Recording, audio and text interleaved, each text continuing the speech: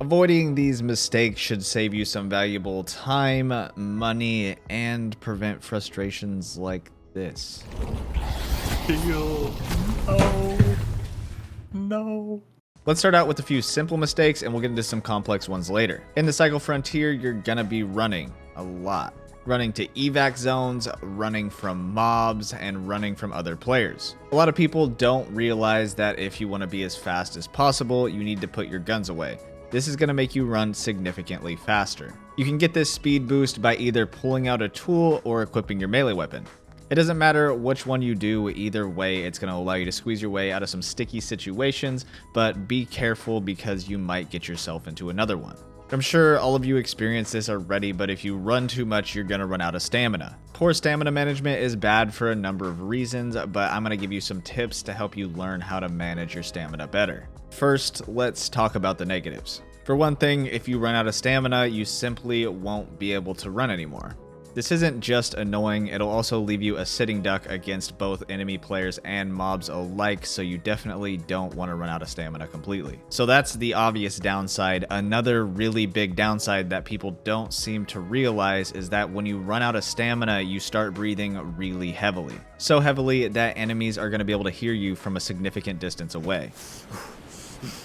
What this means is that if you're running away from somebody and you run out of stamina, you're likely not going to be able to hide until you can regen all your stamina back. On top of that, while you're trying to get all your stamina back, you're making all this noise with your breathing and you probably aren't going to be able to hear the enemy's footsteps approaching you.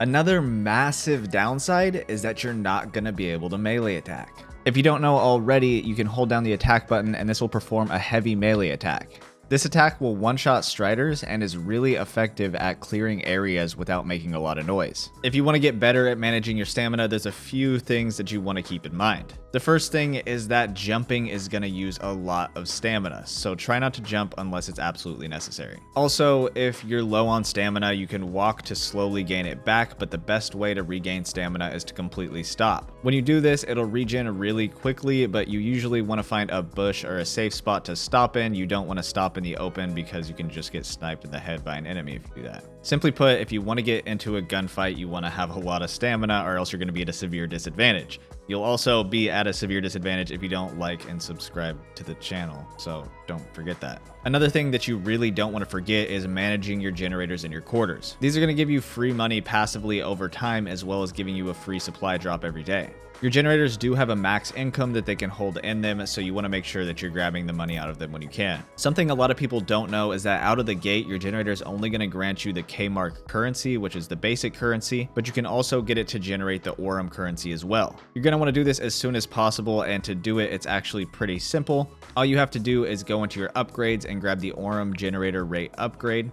As soon as you get this, you'll start passively getting Aurum. Aurum's pretty important because it's used for the gear salvage insurance, which is much better than the standard insurance. The standard insurance will only pay currency for a fraction of the items that you lost, where gear salvage will return you the item and all of its attachments. Or if you die and somebody loots the item that you had insured, it's actually going to grant you the full item's value in K-Marks. This is going to happen even if teammates pick up your items, so keep that in mind. You'll know if it's your teammate's insured item because if you look at the item while it's on the ground, a pop-up will appear above it, and if you look at the pop-up window on the bottom, you can see that it says that it's your teammate's item. There's another good thing about using Aurum for your insurance, and that's the fact that it actually stays on your item until you end up losing it. So you'll only have to pay for it once, and as long as you don't die with the item or add more attachments to it, you won't void your insurance. Basically, it's really good, so you want to get the Aurum generator upgrade as soon as you can. Alright, let's talk about talking. If you run into a person or a group of people and you don't want to fight, a lot of people's first instinct is just to run away. The issue with just straight running away is that if they see you, it just gives the vibe that you have a lot of items on you, and then they're going to want to chase you down and take your items. Instead of running, another good tactic is to pull out your knife or pistol so it looks like you really don't have much and use your voice comms. Usually just saying something as simple as that you're friendly is enough to deter people from trying to kill you. Another good option is just to say that you're exploring and have no loot on you, or my personal favorite is to tell them that you're recording a YouTube video. and that has usually seemed to work for me. Obviously, this doesn't always work, so don't let your guard down. If you start talking to somebody and you see they're still running at you and not saying anything back to you, it's likely that they're gonna try to kill you, so just be prepared for that. So let's pretend that they did attack you, you took some damage, you managed to win the fight, and then you go and you get to the evac point successfully.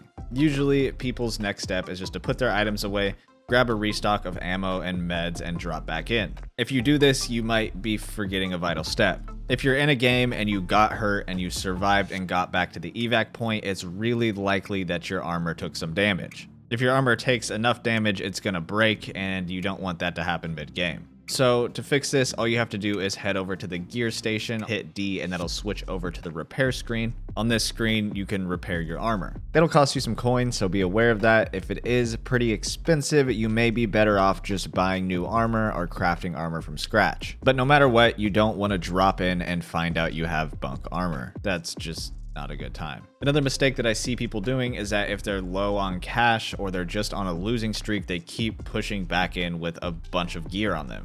Instead, what I've found to be really helpful is just to do some pistol runs. I call them pistol runs, but essentially all it is just doing a cheap run where you go in and don't have a lot on you to lose. You can go in with just a pistol, but what I like to do is go in with a shotgun or maybe some basic armor.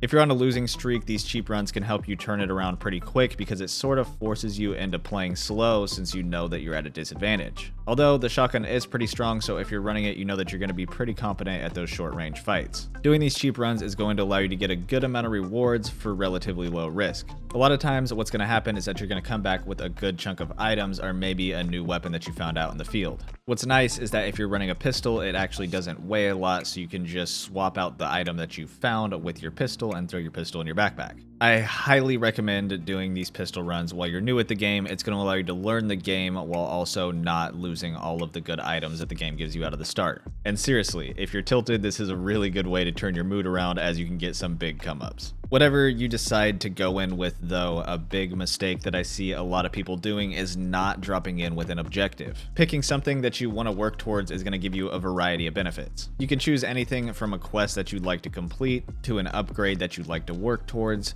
to just straight up collecting and selling items for cash. Quests are usually the easiest thing to do because they just straight up give you an objective and usually tell you where to complete it. However, if you're trying to get a specific upgrade, what you should do is look at the items you need for that upgrade and then look at the descriptions of those items. The descriptions will almost always tell you where you can find the items. If you're trying to sell things for cash, you can take into account which items sell for more and then sort your inventory accordingly. If you have some gray items in your inventory, the ones that you probably are going to want to keep are aluminum scrap, rattler eyes, and salvage insulation, as these tend to sell for above average for gray items. If you're looking at the green items, brittle titan ore, resin guns, and rattler eyes are also good options to keep. Usually weapons and anything that is a blue rarity or above you're going to want to keep no matter what. When you go in, try to keep your goals simple. If you have too many goals or not enough goals, it's really easy to just stay into the match until you die. But if you have a clear objective, just complete the goal and then loot as much as you can on your way to the extraction point, and you'll likely get out of a lot more matches alive.